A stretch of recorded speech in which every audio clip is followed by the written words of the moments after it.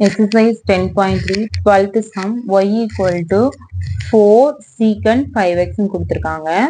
இப்போ இதோட சொல்யூஷன் பார்ப்போம். ஃபர்ஸ்ட் சம் அப்படி எடுத்து எழுதிக்கோங்க. y equal to 4 secant 5x. நம்மளுக்கு ஃபார்முலா என்ன தெரியும்? d by dx of secant x. அதாவது secant x டிஃபரன்ஷியேட் பண்ணா secant x into tan x. So secant 5x differentiate பண்ணா secant 5x into tan 5x அப்படியே வரும். 4ங்கிறது வந்து கான்ஸ்டன்ட் டேர்ம், ஆனா அது வந்து ஒரு ஃபங்க்ஷனோட கோஎஃபிஷியண்டா இருக்கறதுனால அதுவும் அப்படியே தான் வரும். நம்ம secant 5x மட்டும் தான் டிஃபரன்ஷியேட் பண்ண போறோம். ஸோ secant x டிஃபரன்ஷியேட் பண்ணா secant 5x into tan 5x வந்துடும். ஆனா நம்மளுக்கு இங்க வந்து என்ன இருக்கு? 5xன்னு இருக்கு, சரியா?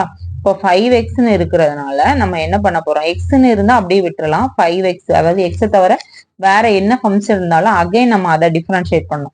So 5x to the whole dash அதை டிஃபரன்ஷியேட் பண்ண போறோம்னு இதுல எழுதியிருக்கோம். ஸோ 5x டிஃபரன்ஷியேட் பண்ணா நம்மளுக்கு என்ன வரும்? 5 வந்து எக்ஸோட கோஎஃபிஷியன்ட், ஸோ அது அப்படியே இருக்கும். எக்ஸை மட்டும் டிஃபரன்ஷியேட் பண்ணா 1. எப்படி 1 வரும்னா எக்ஸ் பவர் n ஃபார்மட் என்னது? நம்மளுக்கு ஃபார்முலா என்னது? n into x power n minus 1. இப்போ எக்ஸ்னா என்ன அர்த்தம்? எக்ஸ் பவர் 1 இருக்குன்னு அர்த்தம். அப்போ 1 into x power 1 minus 1. So 1 into x power 0. Anything power 0 1. So 1 into 1 1. So 5 into 1 வரும்.